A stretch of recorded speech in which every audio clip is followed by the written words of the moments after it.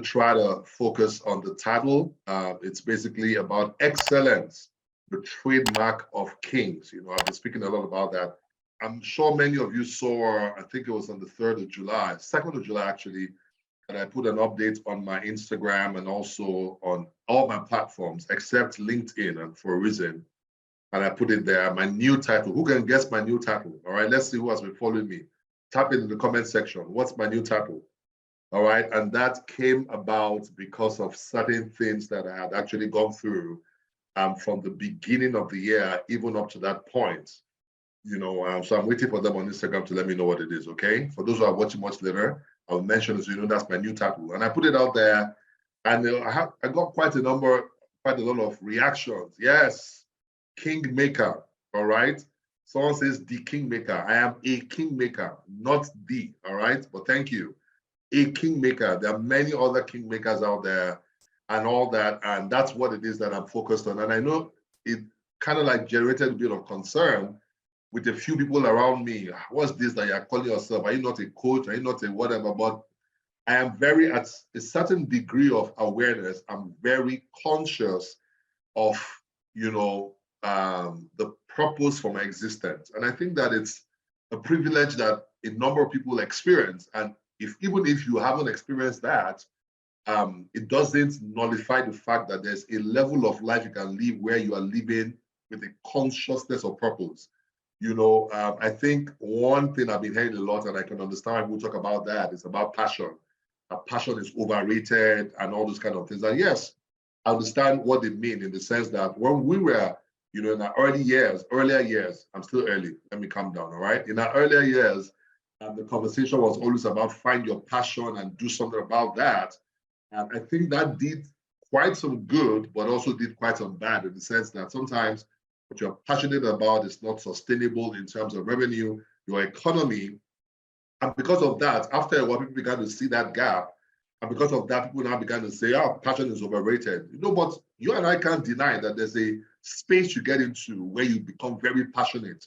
And whether you now focus on that to generate revenue or not is another conversation, you know, and all that. But I was speaking more about purpose today. You know, I am going to be 45 years old, December this year.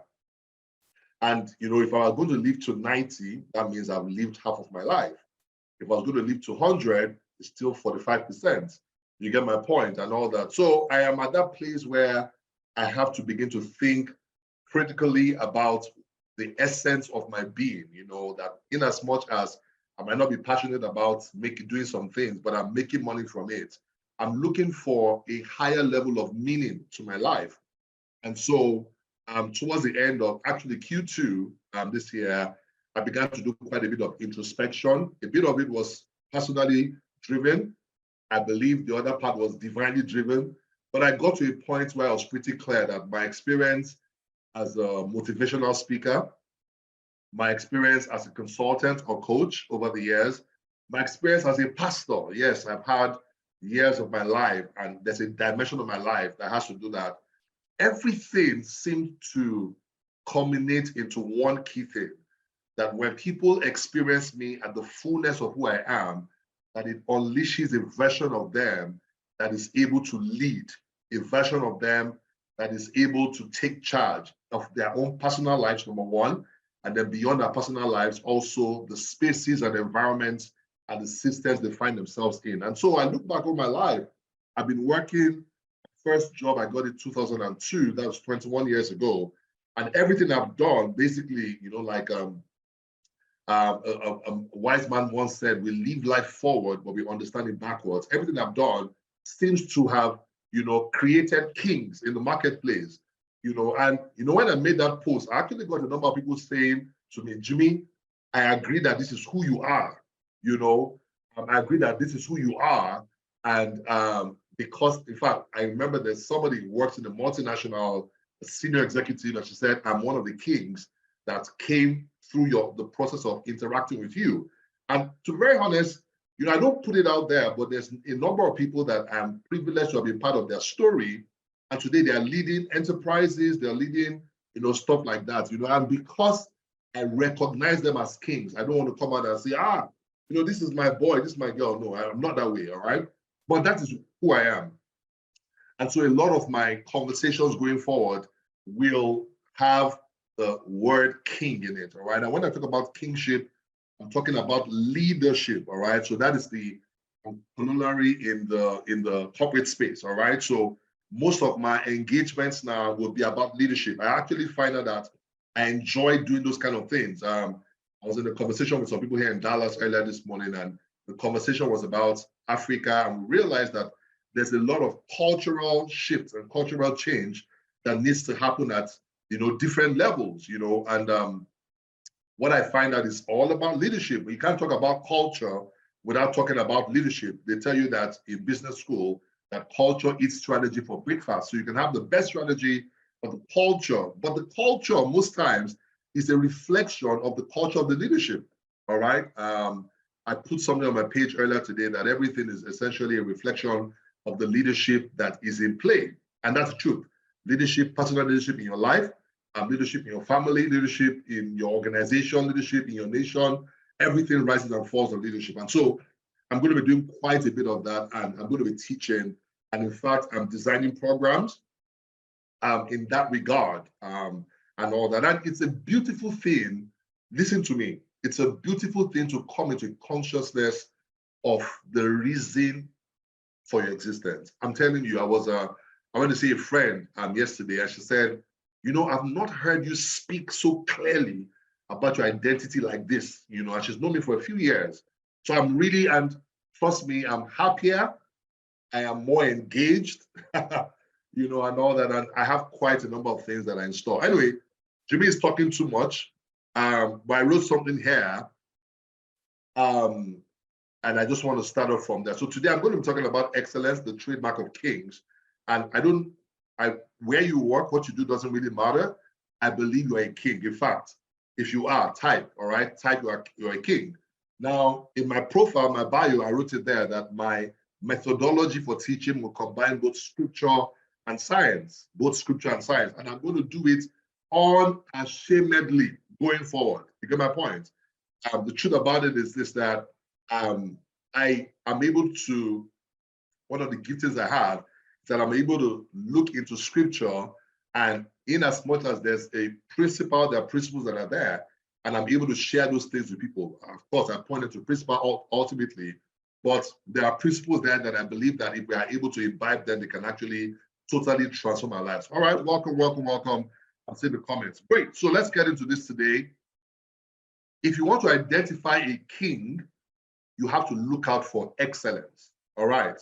And what I mean by that is that in all that you do, because excellence can only be seen in what you do, all right? In all that you do. So it's not just shouting, I'm a king. In fact, you're going to make t-shirts, I'm a king hair, a king was here. Okay? All those things don't really matter. What matters is that excellence is seen in what you do. Thank you, Steve Harris. Steve Harris just bought me a badge. That is an excellent thing to do, all right? Appreciate it, all right? Okay, so, but the question is why kings? Why kings and why excellence? I'm setting the premise, and then I'm going to go into my teaching real quick today. I hope you have your pens and listen to Jimmy Tewe, just because sometimes I'm teaching, and when I'm teaching, you will hear something beyond what I'm teaching that will be relevant to your life. In fact, what you hear is the application of the insights I share with you. So I always urge and I encourage people, whether you're watching this much later, make sure that you actually have something right with. You might see that I'm looking up, for those on Instagram, I'm looking down. I'm actually recording on Zoom. I'm also recording on Instagram so that I can have, I'm going to put a lot of this more on my YouTube page. By the way, if you have not followed me on YouTube, you're missing out, all right? Just go ahead. Hey, Smith just bought me a badge also. I really appreciate you. Thank you. That's what kings do. Actually, kings don't appear before other kings without a gift. I'll teach about that some other day, all right? So, and it's royal protocol. So I really appreciate the kings that are buying me a badge, all right? So why kings? The world is in need of true leaders who have the head, the heart, and the hands to create spaces that advance the cause of humanity. I'll say that again. The world today that we live in is in dire need of true leaders, that's kings, who have the head, the heart, and the hands to create spaces that advance the cause of humanity. Socially speaking, what does that mean? All right. Now, kings are needed because we face a decaying world. You know, the general concept about, the sustainable development goals are goals that we must reach as a world for the world to be sustainable. You get my point? All right. So that's when we have the 17 SDGs, and these are globally identified needs. All right. The truth about it is this, that certain matters don't concern peasants, only kings that it matters to. So when the G20 meets in Geneva, or they meet in Davos, or they meet somewhere, the conversations are not about them. The conversations are about the people that they have responsibility for. All right, so let's keep going on. So socially, we need it. Spiritually also, let me read what I have here. Kings are needed as we face the test of relevance of religion in a dying world. I'll say that again. Now, more than ever before, one test we're not really talking about is the test of relevance of religion. And it is critical that we are able to advance this conversation. What do I mean by that? Today, you say, oh, I'm a Christian, oh, I'm a Muslim, oh, I'm a Buddhist, oh, I'm a this. People are moving beyond that identity to begin to question the impact of that identity. Do you get my point?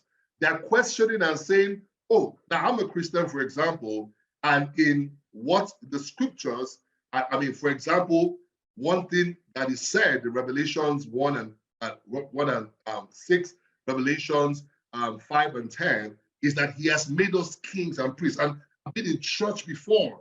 When I'm in church, pastor said, I want you to shout, I'm a king. And I say, hey, I'm a king. But listen to me. The way I know you're a king is not in your shout, it's in your result. It's in the things that that you are doing in your life. And so I'm shouting that I carry the Spirit of God on the inside of me. That's what we say as Christians, that Christ in me is the hope of glory. Christ is the wisdom and the power of God. I'm carrying wisdom, I'm carrying power. But the only way I know is not by what you say, because it's by their fruit you shall know them. The way you know a king is by their results. There are people that don't make noise, but they are producing results. They are ruling and reigning. Are we together? And so now you are shouting you carry God, but you are not different from every other person. And so we are looking and facing the challenge of the relevance of religion in a dying world. Listen to me. I believe in my own Christianity that one of the reasons why God inhabits me is that it makes me to begin to function in his image and his likeness, meaning that I look like him in identity as a king, but I also have likeness, which is capacity to function like him. What does that mean? It means when I'm hired at a job, they experience God. When I'm hired in government, they experience God. When I am hired in a marriage, by being husband or wife, they experience God. Listen to me.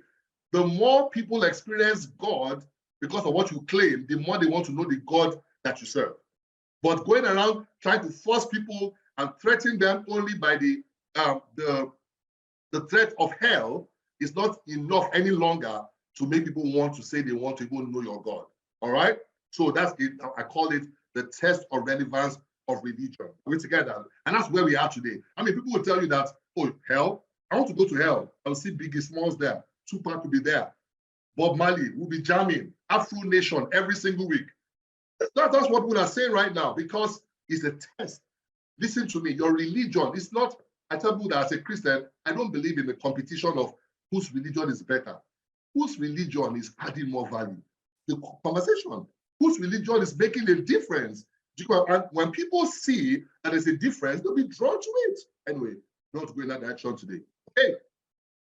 I have a lot I want to share. And by the way, let me put this out there. So first and foremost, I teach deeper about this. Hey, Funto, that's my sister. All right, I've adopted her as my sister. She's there and all that. We saw last month in Nigeria.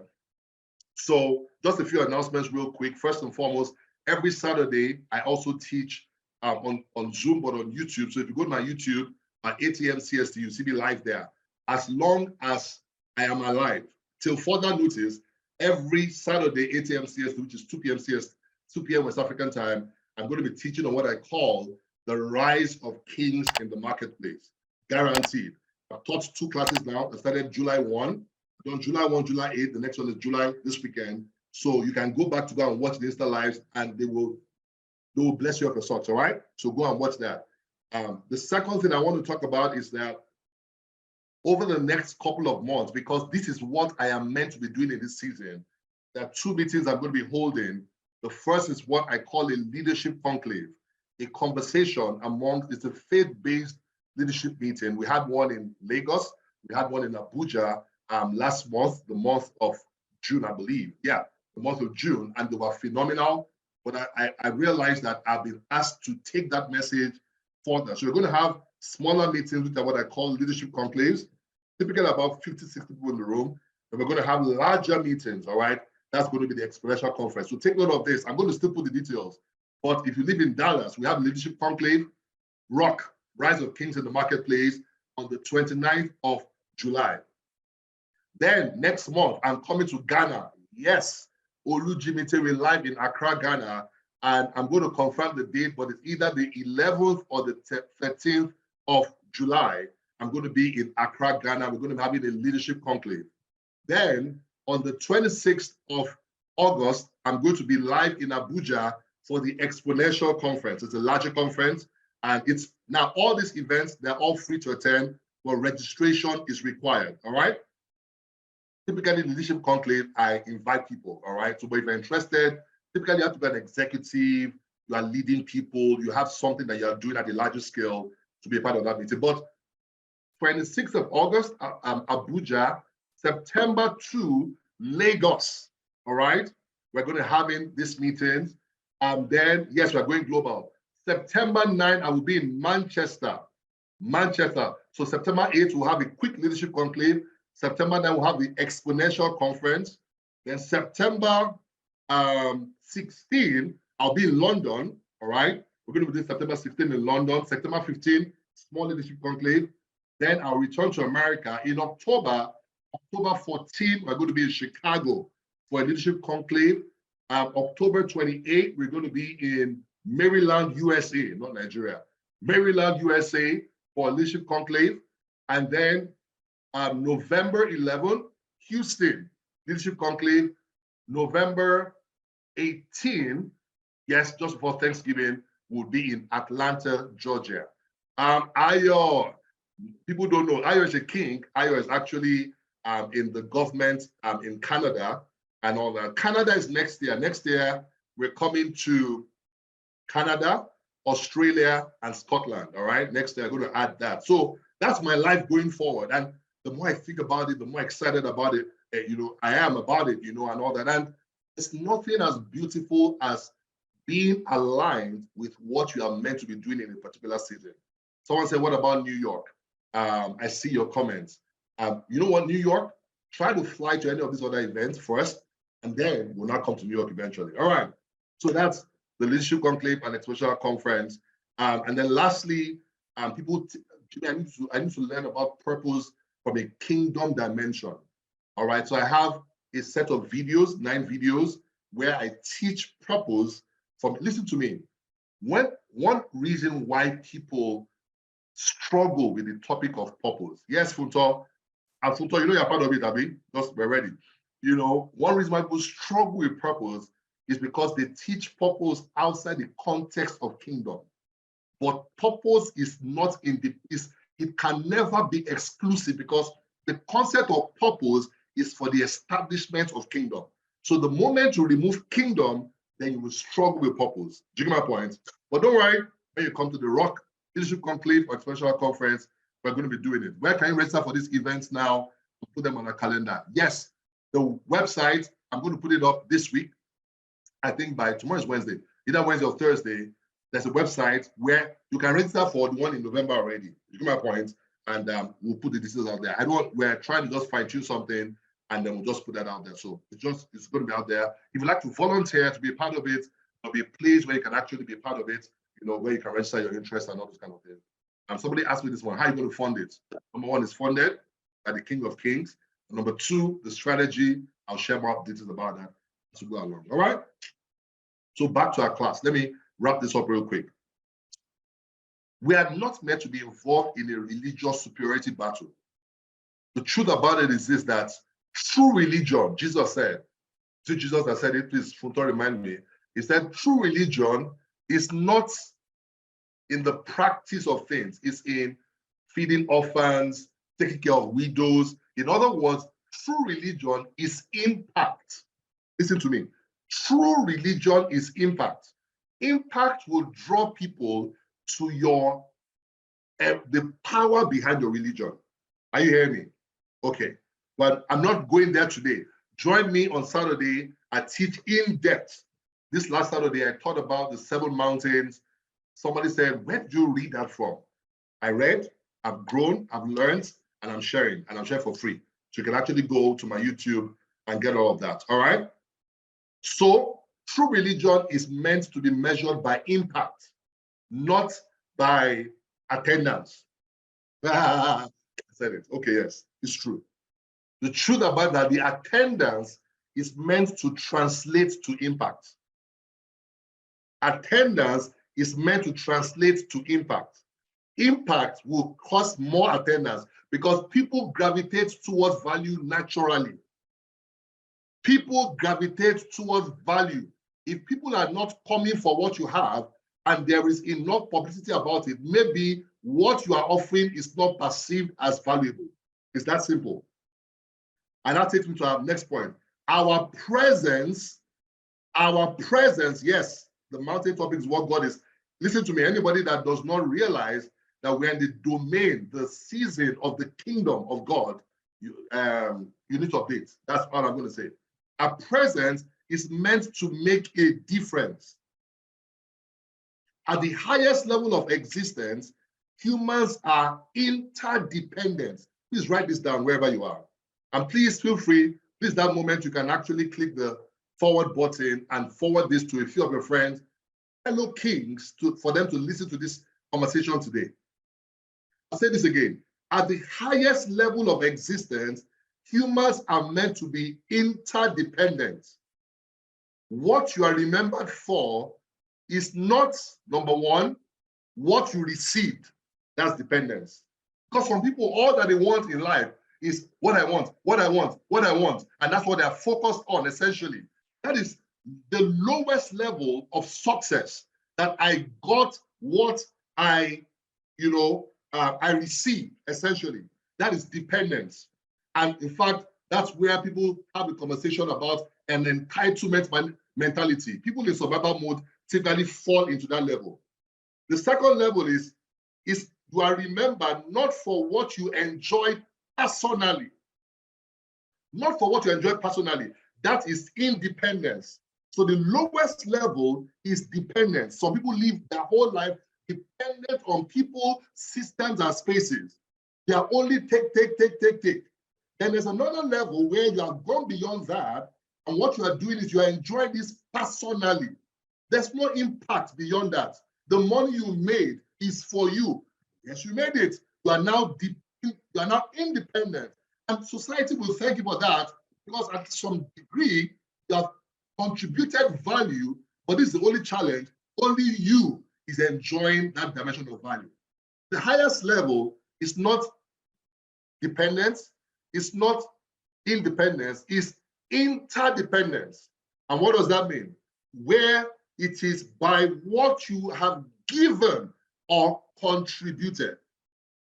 What you have given or what you have contributed, that is the highest level of existence. That is interdependence. So your relevance in life, listen to me, when we go for burials, and all that, and our parents, their colleagues that have gone to the Lord and all that, and then we read those brochures and all those kind of things, the conversation is never about things around dependence. You never see somebody say throughout his life, he was just receiving help left, right, and center. Nobody ever has a conversation like that.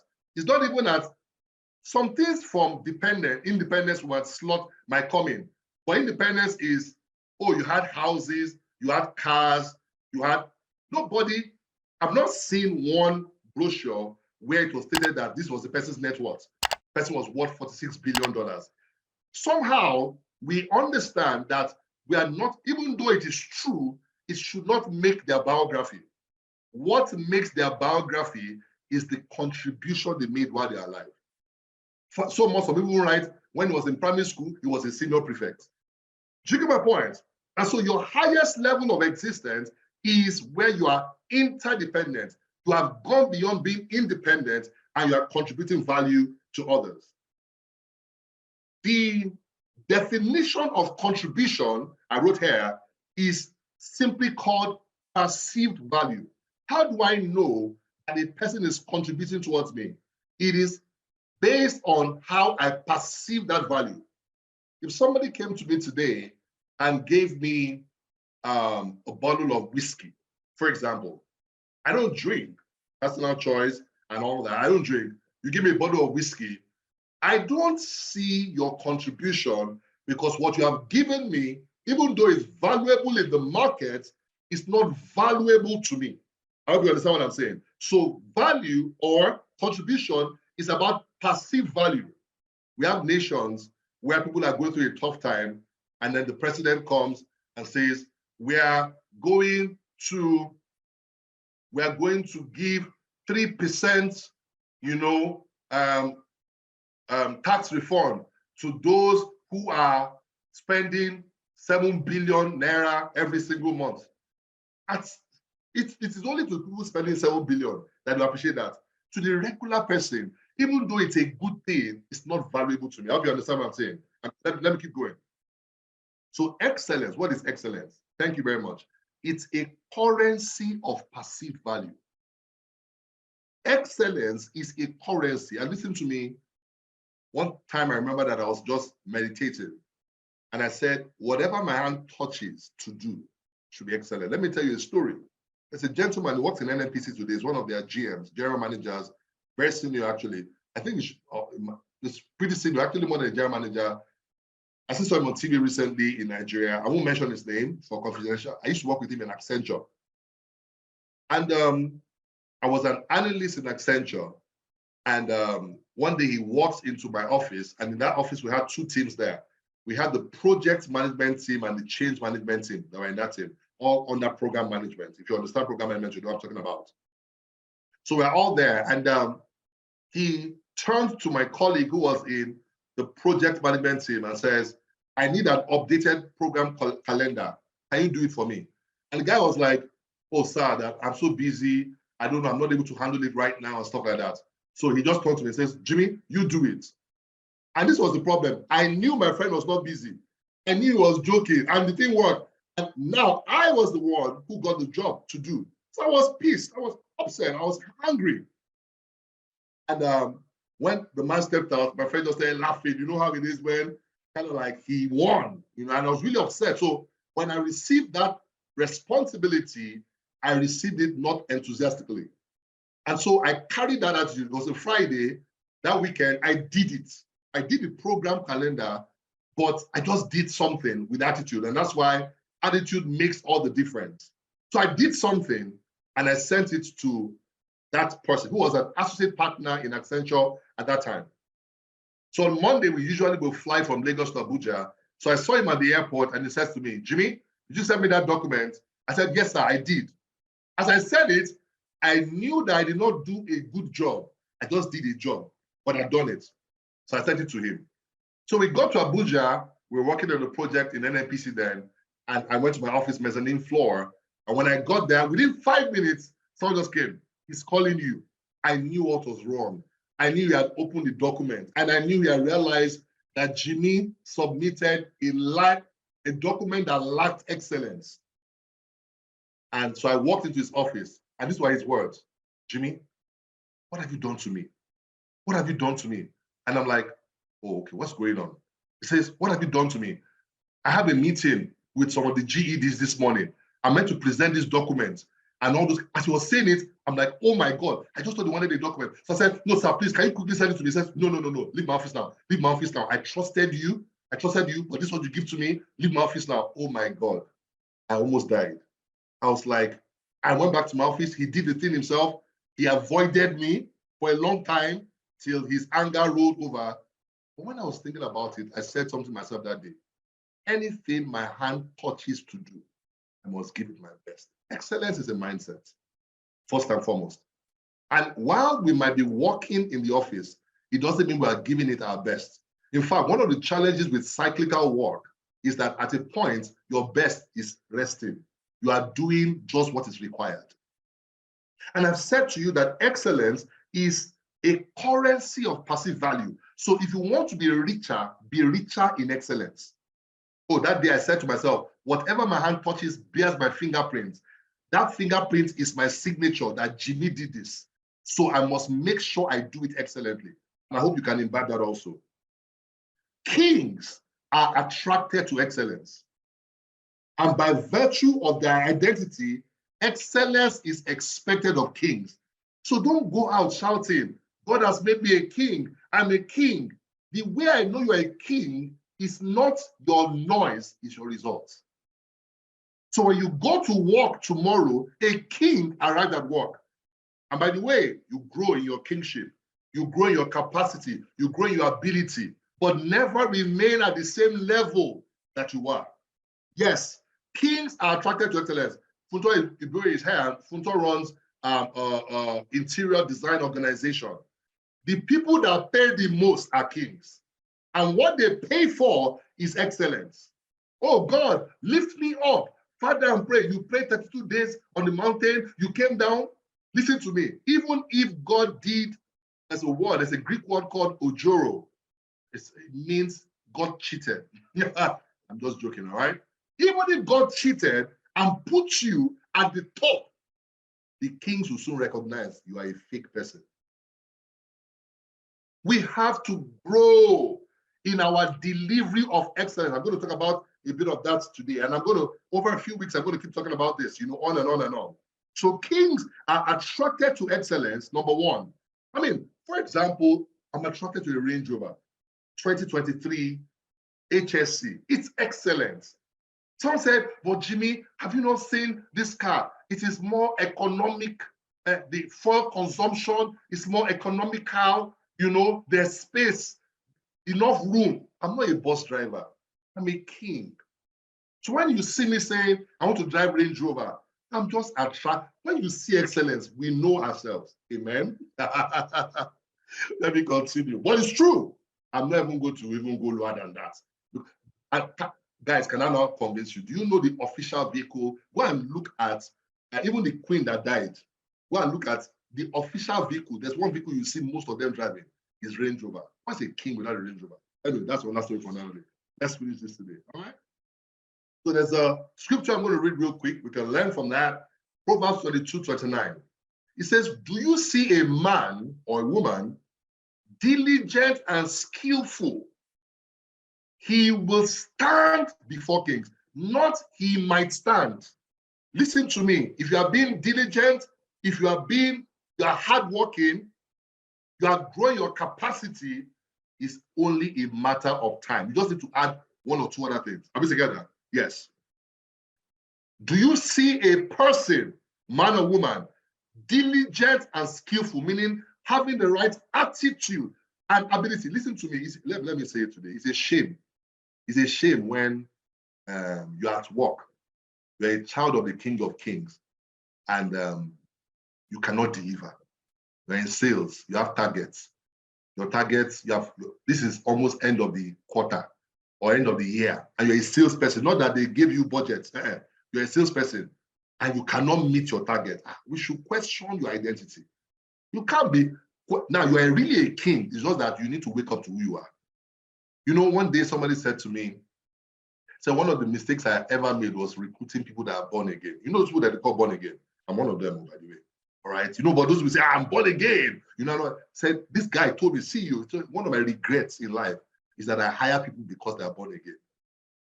Listen to me, because the problem is that no matter how born again you are still a baby. I hope you know that makes you a child of God. But you have to grow to become a son of God. To become a son of God, at least two areas have been impacted: your ability or capacity and your attitude. Are you hearing me? Are you hearing me? I'm just saying it out there because many people are shaming the Lord. So the Lord is asking me, don't go and be shaming me outside. You are meant to be my ambassador, representative. Oh, let me go there. I don't want to go, but I'm sensing. Listen to me. Sometimes at work, you don't need to open your mouth to preach. Sometimes at work, the first thing to do that comes out of your mouth is not heaven or hell, it's not even Jesus. Yes, I said it. It is why they called you there, that you deliver first. When they see your excellence, they will now recognize that there's an excellent spirit in you. The problem they're having is that you are promising them a heaven that is beautiful, but you are delivering hell consistently in the office. So they have crises between the two. I'm telling you. And these are the things that we have to start talking about, because you can't roll with the King of Kings and not change. Transformation is the goal, not visa to heaven. Punto, please hold me, oh, I'm going to get into trouble. I don't care. The Bible says, even in trouble, will be with me. So let's enter that trouble. My friend Ubokun will say, the only way to come out of trouble is to enter trouble. But we have to say it, because empirically, there is a gap. Thank you. Let's continue. So, do you say a man diligent and skillful, he will stand before kings. He will not stand before obscure men. I'm going to go and check the meaning of obscure. It means lacking capacity and authority. You will not, listen to me, excellence is designed to take you to the top. Excellence is meant to bring you before great people that you will say, have you, I don't know what you do in your field, you are a risk assessor, you are a bank manager, you are an interior designer, you are a motivational speaker or a coach, you are a trainer, and they say, you want your star to change, just bring her, bring him. That's the way. Listen to me, the only reason they do that is excellence. You and I know now, you went to cut your hair. Now, I don't have hair. A young lady came to my house last week. She's 8 years old. Sorry.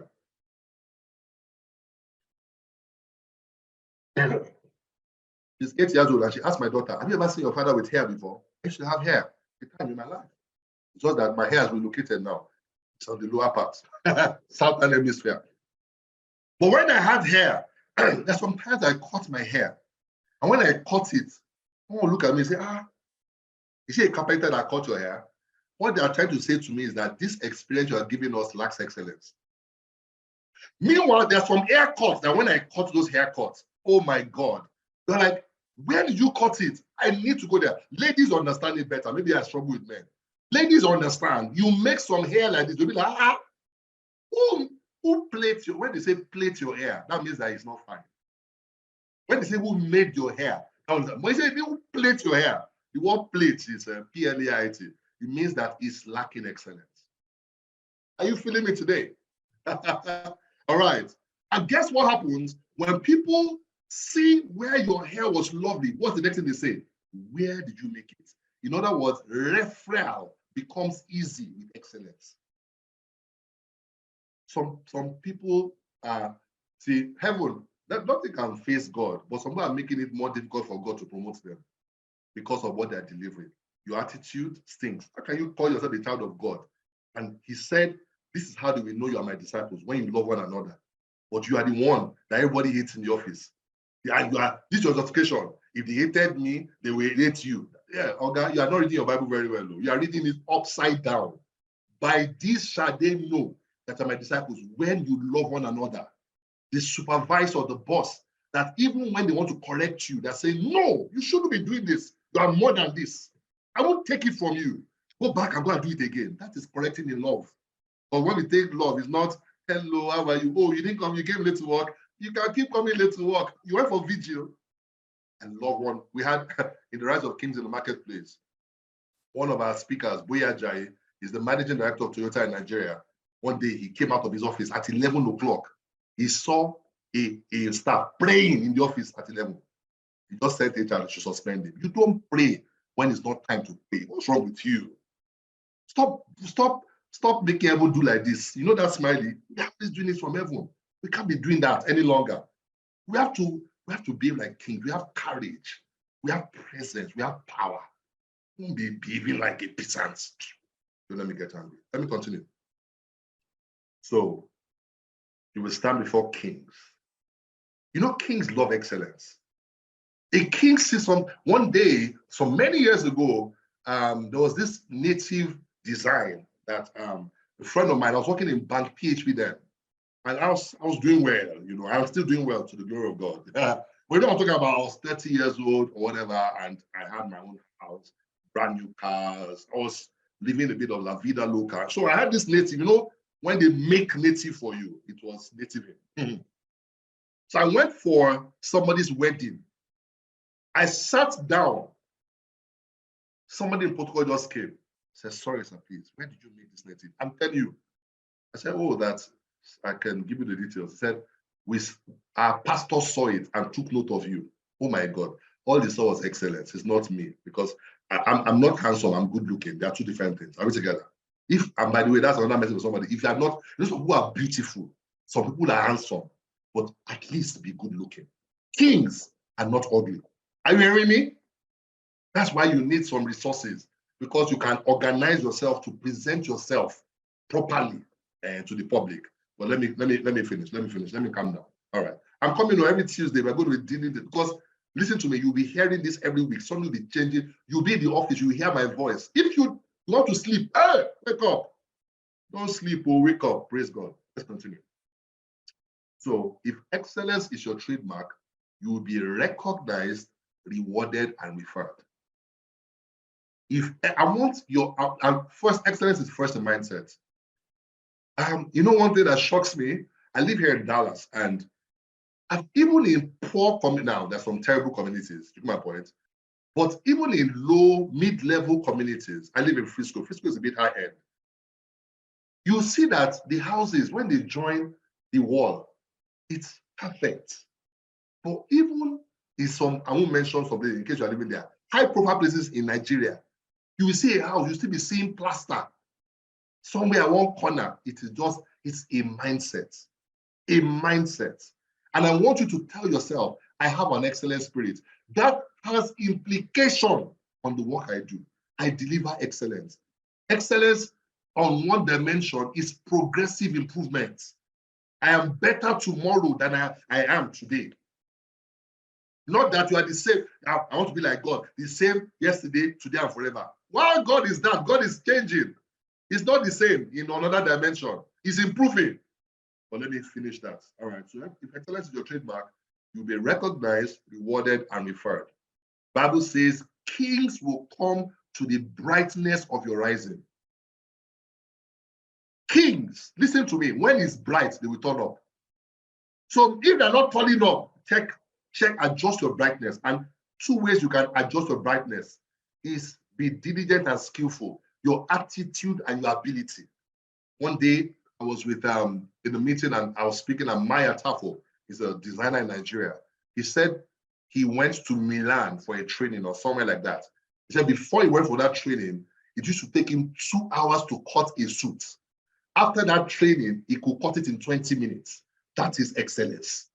Not the one. That's why many tailors in Nigeria, on a wedding day, you say, where's my dress? You are getting married today? It's because of lack of excellence. May we never find ourselves in a situation. Somebody say amen. Excellence is seen in what you do. My challenge to you, marketplace ambassador, is in your office, in your business, in your NGO.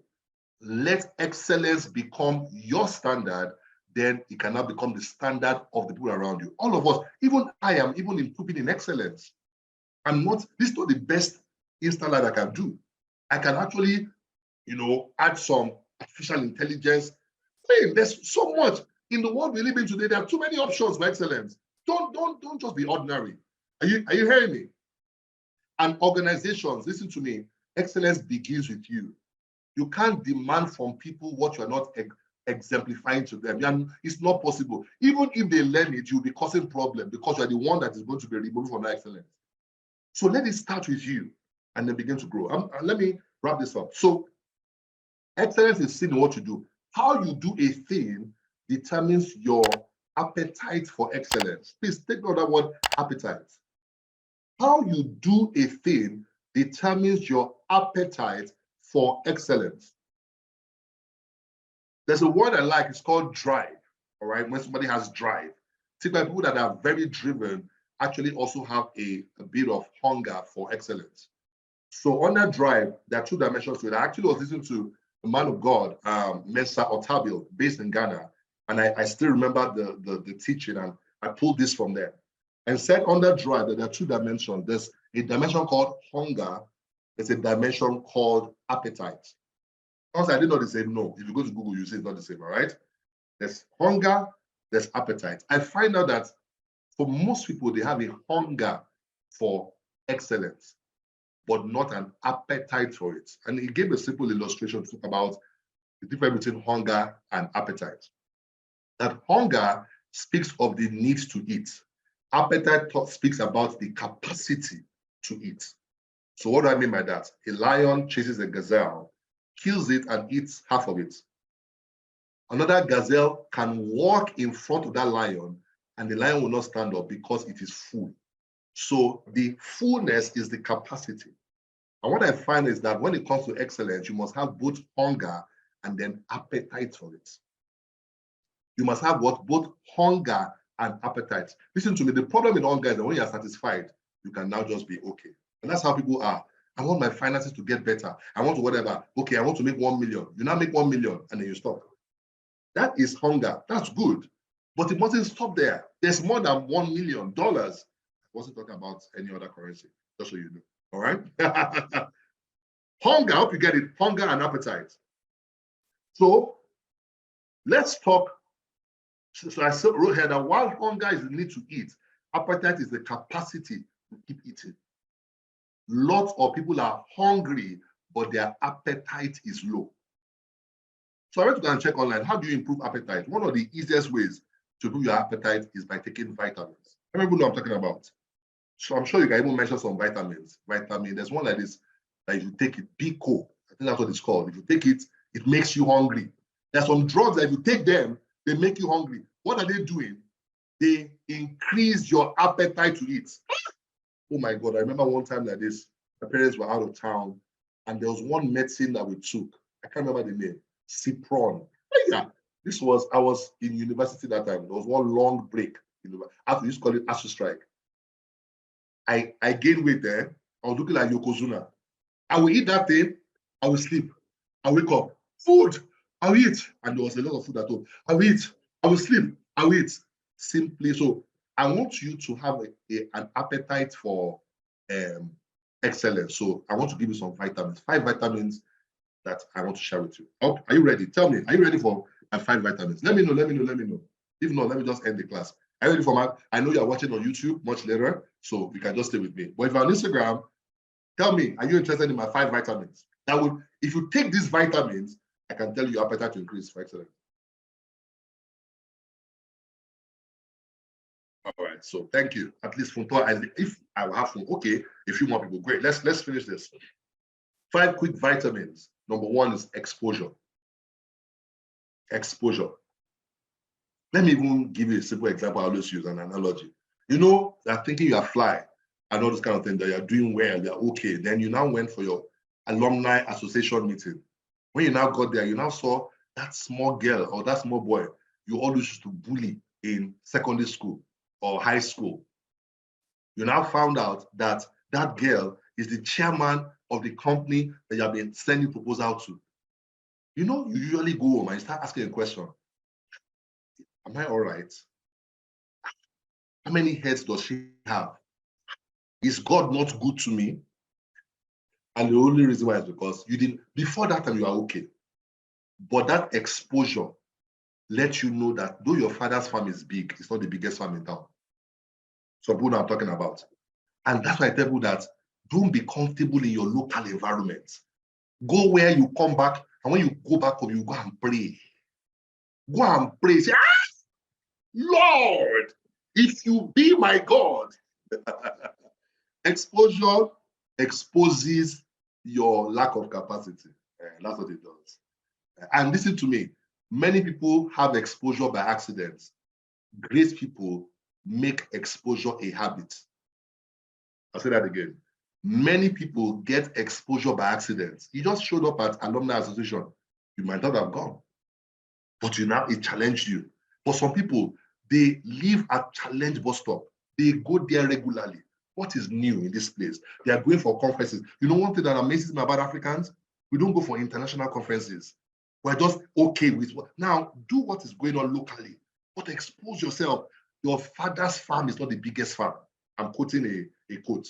Are we together? You go out. Listen to me. You will start talking to yourself. Today, Steve, who was it that sent me? No, it was a gentleman, Tolu, sent me a video of a gentleman who was working as a project manager in oil and gas, you know, and how the guy, I think he invested in Snapchat. He invested almost all his salary and all his savings. By the time he, you know, got out of it, he made $72 million.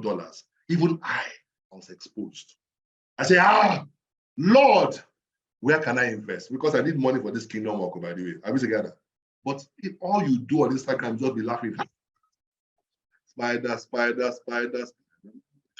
You know I was going to go there, yeah? For those that don't know what I'm talking about, don't worry. Don't bother. All right? They're just laughing on today. Now, Threads came this week. Instead of some of you, you know, Threads was an opportunity for you to start again. Thread asked you, should you follow everybody I've been following? You clicked yes. You should have not clicked yes. You should begin to pick those you want to follow. I followed everybody again. So our struggle continues. You're still struggling again at the same time. Let me finish what I'm teaching. Exposure. What exposure does is that it increases your awareness level. You don't need a crisis to begin to know you have a problem. Sometimes, listen to me, stability becomes a problem at a certain level. That's what we call the comfort zone. The only time people want to escape that comfort zone usually is when it now becomes a crisis. And yes, we're not perfect. We're going to have those moments and all those kind of things, but it doesn't always have to be that way. Number one, vitamin is exposure. So my question is, in this second half of the year, what exposure have you planned for yourself? Oh, Jimmy, I'm going to Dubai for holidays. That's great. You see some buildings, but you are not into architecture. You're not into interior design. You are into agriculture. Who is into agriculture in Dubai that I can send a DM to and say, I'm going to be in Dubai. I see that you are doing this. I'm going to be in Dubai. Is there any conference going on in Dubai that I can be a part of? Nufi, I see you. He's a singer. He's been on, what's that show that you are on again? And all that. Music. Listen to me. Sometimes, what I want to say, Pastor Funton will not let me say it. Listen to me. When you want music concerts that is excellent, there's some places you go to. Let me just say it that way. Not to go and eat what is there, but to observe. Because sometimes the equipment that is best is not in church. I didn't say more than that. Praise God. Don't go there and get lost too. Thank you, The Voice Africa. I'm watching you. I know you from before now. Do you know my point? There's some people like this that they have voice. Even me, I hope you know I have voice. I have voice like I don't have it. If I sing for you, I promise you your life cannot be the same. You will change. You will translate. You will transfigure immediately. But some people like Nufi, they have it. Aaron is here. My brother, how you doing? When they sing, heaven comes down. When I sing, I go to heaven. They are two different things. Oh. I hope you know that. And the difference is, I like Pastor Nathaniel Bassi. One day he said, when Saul was looking, he said, this is what Saul said. He said, find me somebody to play, not finding somebody that can pray. Go and check your Bible. He was talking about excellence. He said, find me someone that can play, because there's a certain dimension of excellence that brings deliverance. That's another teaching for another day. But guess what? When you now pray and you play, kings will call you from far from there. Thank you. My voice is for coaching. That's the thing. But let me finish.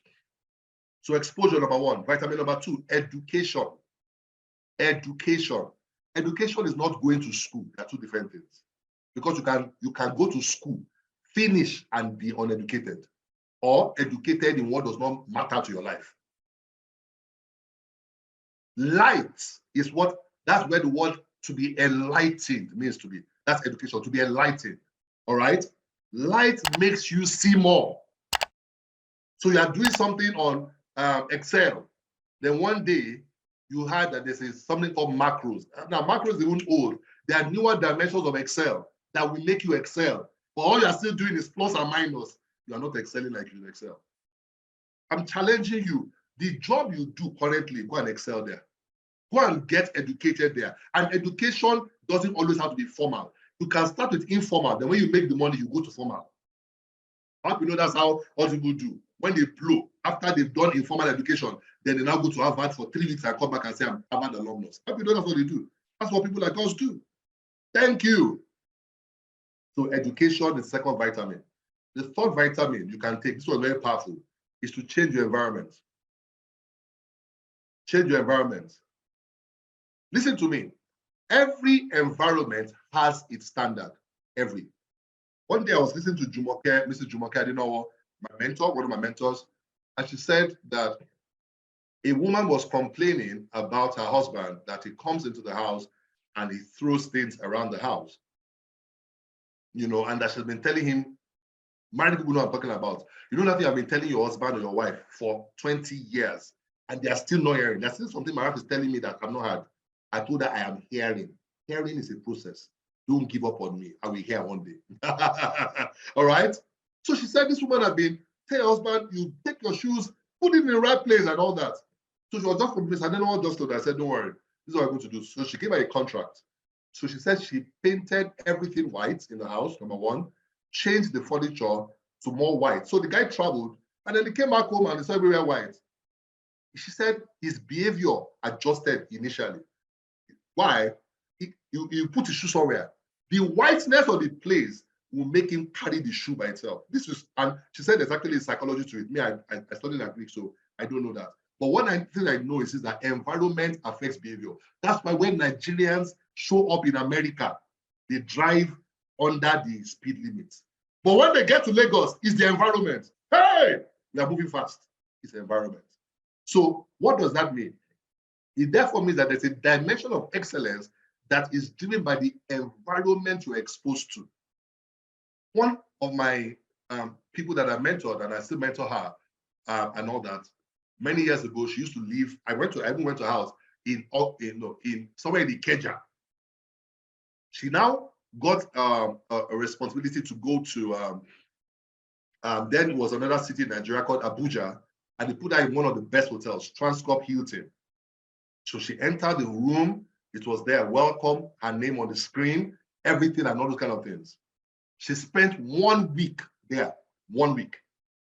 She went back home. She said, as I entered my house, I just saw my house was dirty. Question, was it not dirty before? Listen to me. Where you are is dirty. Tell your neighbor, where you are is dirty. What I mean by that is that you can improve, you can get better. Sometimes what you're shouting about is dirty compared to what you can be. I will say again, so environment, it affects behavior. It's another vitamin you can take. Number 4, another vitamin is called external expectation. And I like this one. And you know, I shared the story at the beginning with my the associate partner in Accenture, and what I did not do something.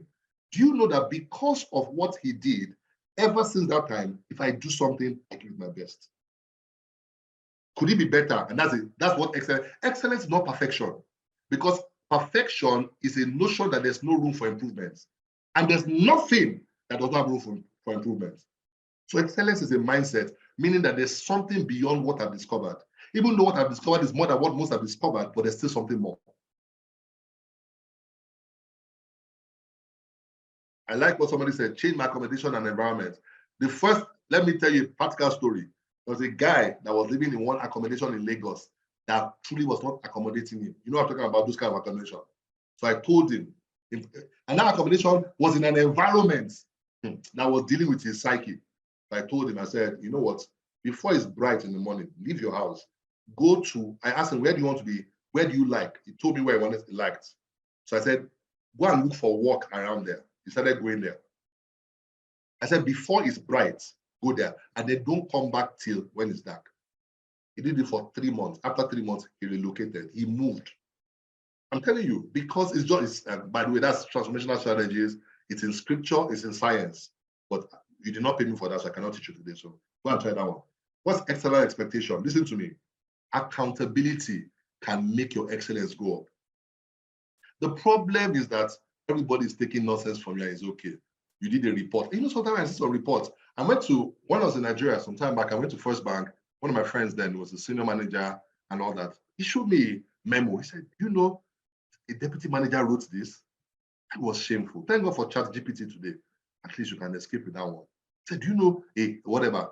And he says, I'm tired. Not because of the person's results. Listen to me, external environment is about accountability. There's always a higher level. May you meet the client that refuses that thing and tells you, I think you can do more. I hope they will not refuse you. But may you meet the client that challenges you to do more. The client that tells you, so the chandelier is going to hang upside down and all that. And as they're saying it, your brain is saying, what do you say? But your face is showing, oh yes, yes, because kings are not flustered.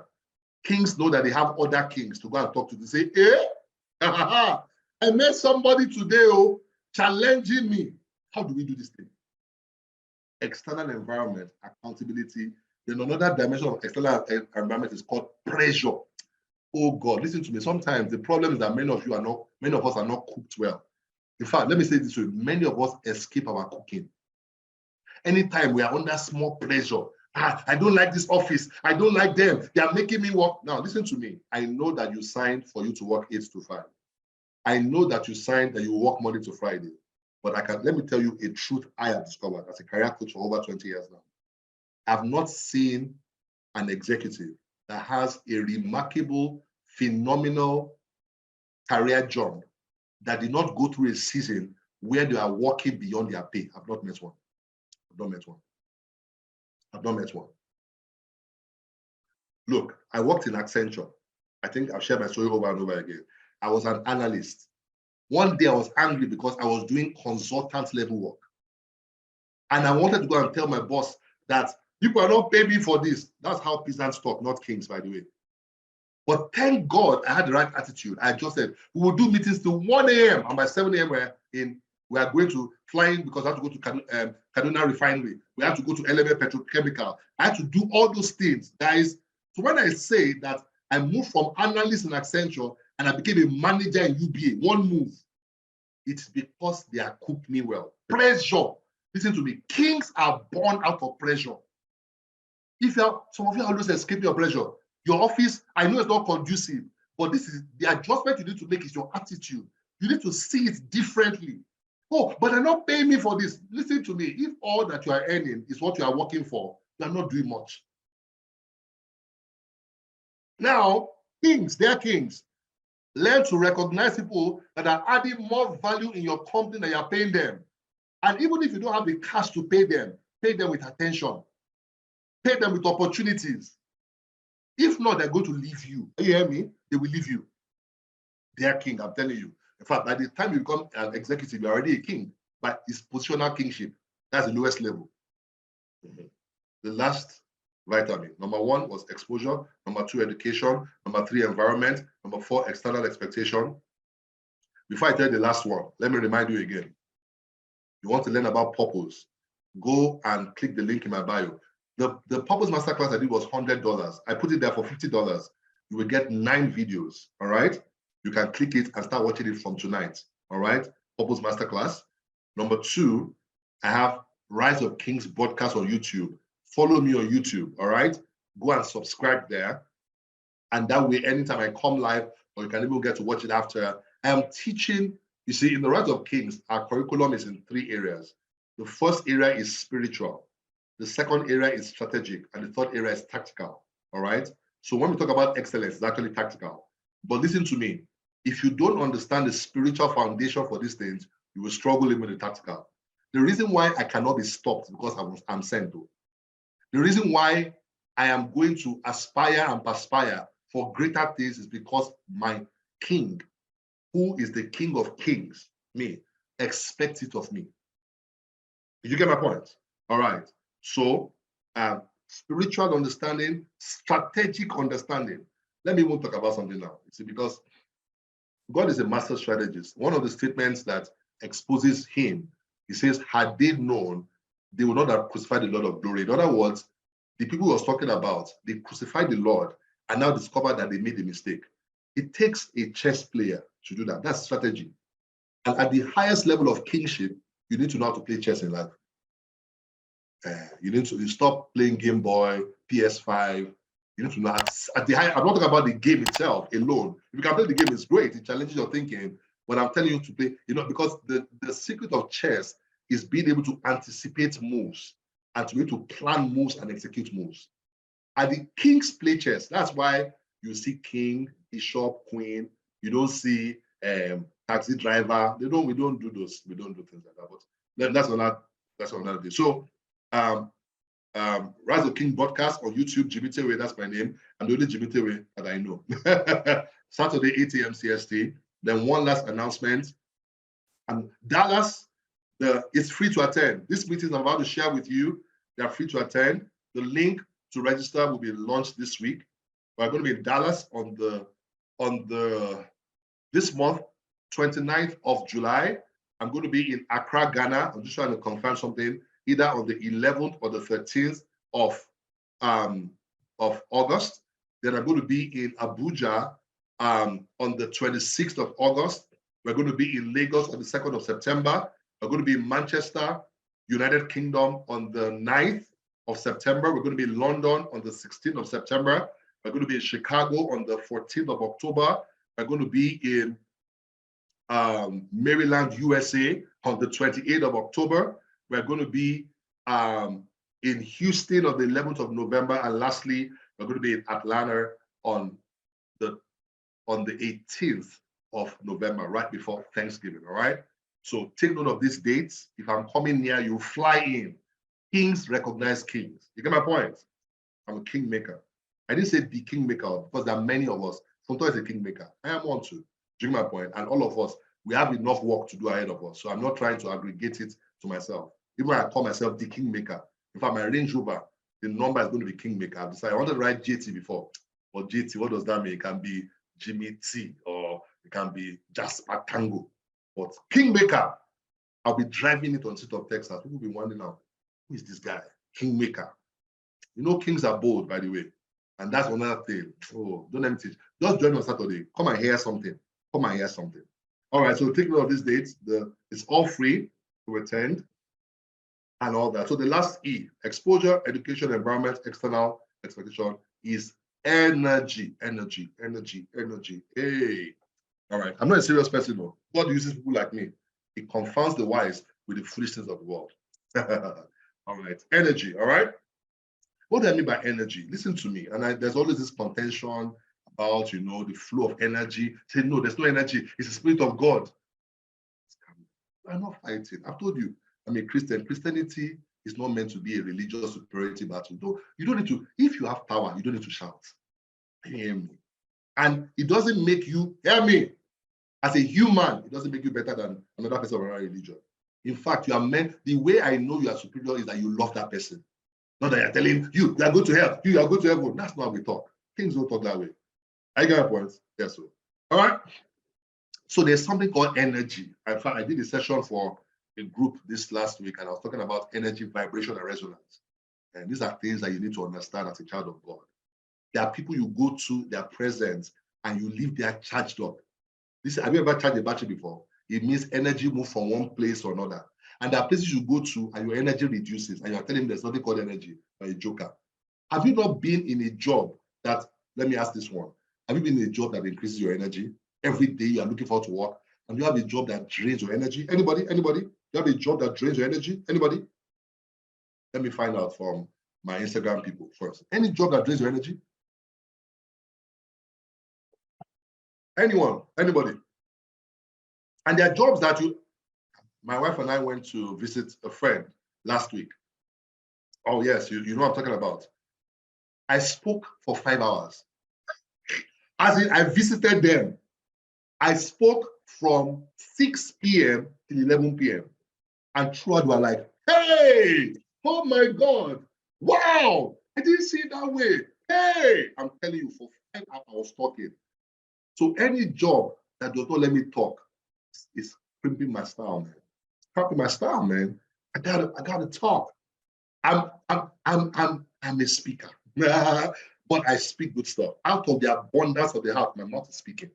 I hear me.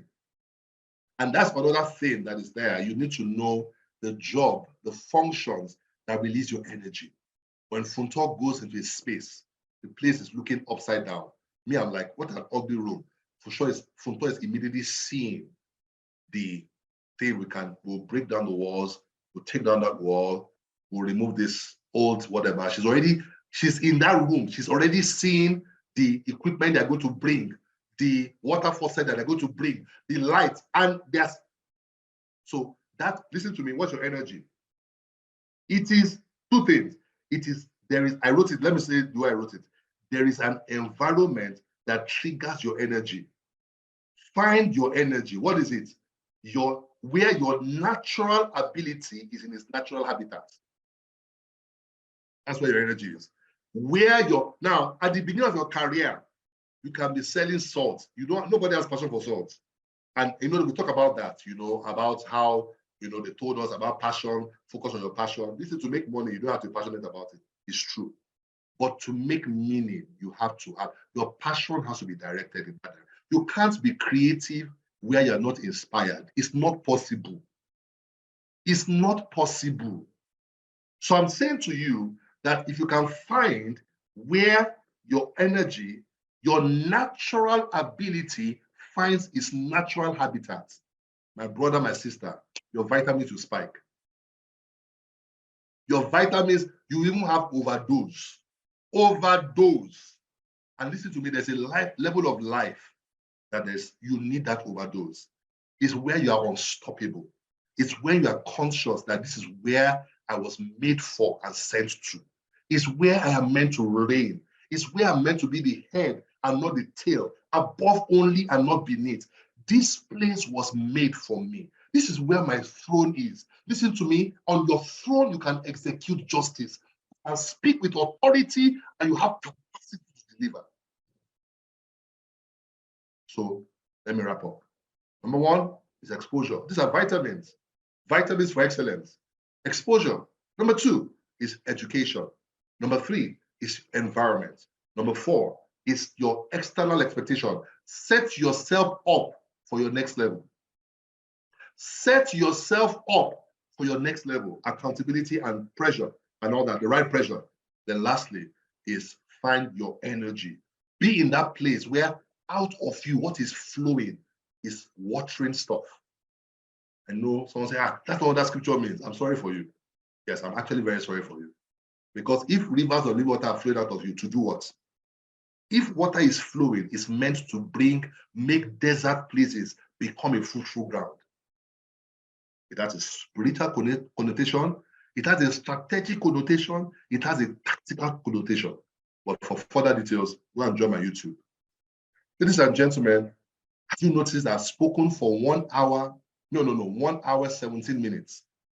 And all I've been taking is just small water just to be going. But if you leave me, I can keep going for 4 hours. But I'm going to have mercy on you today because some of you are not in America. So let me just end it here.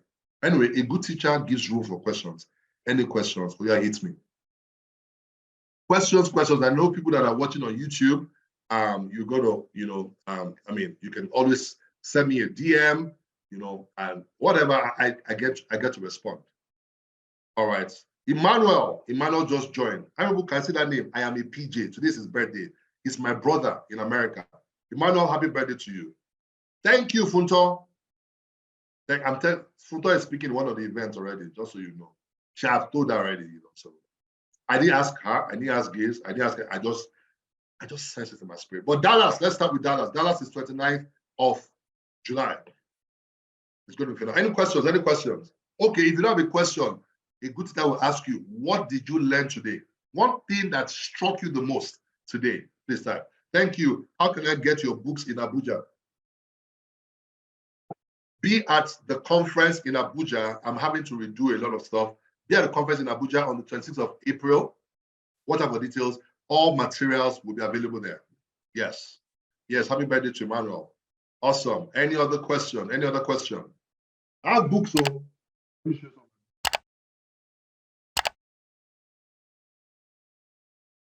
These are some of my books.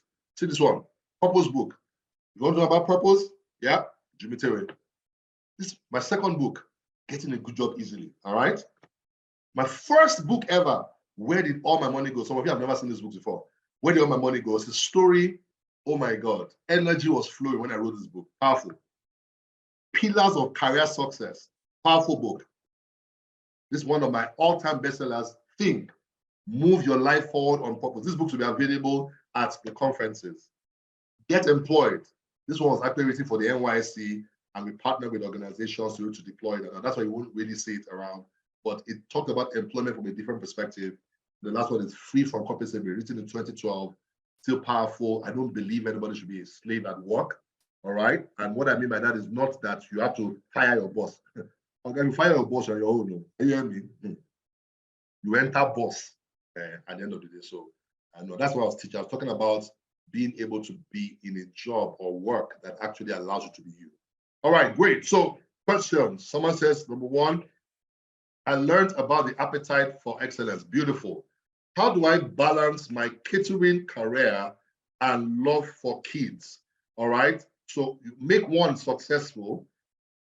All right. And you can love kids by, you don't have to be the one doing something initially. You can join somebody that loves kids doing something, partner with them. You know, many times we think about doing things by ourselves. You know, you can keep going that. And then the season comes when you're able to now build capacity, all right, resources and the structure that enables you to now do more than one thing. But make one work first. If not, the kids will be hungry. Focus on your catering. All right. One thing that struck me, there's a dimension of excellence that brings deliverance. Yes, sir. You need to talk about the Abuja date again. Abuja is going to be on the 26th of August. 26th of August. It's a Saturday. I know the venue. I'm not going. In fact, we're not going to publicize the venue. You have to register for us to send that to you. All right. Someone said I learned about exposure education, keys to excellence. All right. Hey, my sis, you have the last one. That's great. Awesome. The difference between hunger and appetite struck me. All right. I need all of these books. Yes. Oh, yes. You have the last book. Yes, I remember. I came to South Africa, Johannesburg, and you bought it there. All right. When is Lagos? Lagos is on the 2nd of September. 2nd of September. All right. I know the venue, but I'm not going to tell you. Oh, I mentioned April. Sorry, I mixed this. Okay. One final time. The events for this year. Rise of, what's the title? It's about the rise of kings in the marketplace. All right. First, 29th of July, Dallas, Texas. It's going to hold in Carrollton. Number 2, Ghana is either going to be 11th or 13th of August. All right. After Ghana, we have Abuja, 26th of August. We have Lagos, September 2nd. We have Manchester, UK, September 9. We have London, September 16. We have Chicago, October 14. We have Maryland, USA, October 28. We have Houston, Texas, November 11. And lastly, we have Atlanta on the 18th of November. And then I shut down for the year. And then next year, we're adding, we'll come, all this business I'm talking about, most likely are going to come again next year. But we're going to add, in fact, the person for Maryland, Pastor Wale, I've just told them the date for Maryland. The date for Maryland is October 28th. Yes, you can volunteer. We will put on the website, we're updating something there. It's going to be released this week. You can register, you can volunteer, you can even partner. You can say, Jimmy, you're going to do all of this. I want to give towards it. Yes, there'll be an opportunity to do that. All right. So next year, we're adding Canada, coming next year to Canada, and I will come in summertime. Someone say amen. Canada, Scotland, and Australia 2024. You can do all things. For those saying, can I volunteer? You can do all things. Not a problem at all. So thank you so much, everybody. God bless you. I'm going to say this Easter live. And for those watching on YouTube, thank you for joining us. Apologies, I was looking more here than there and all that. And for Canada, for those for next year, the website will be open for registration from on November. So that all the locations for next year will show next year. The only thing that will stop them from happening is if Jesus comes or if God says I should stop. Those are the two things. If not, it is done. It is finished. So thank you so much, everybody. God bless you.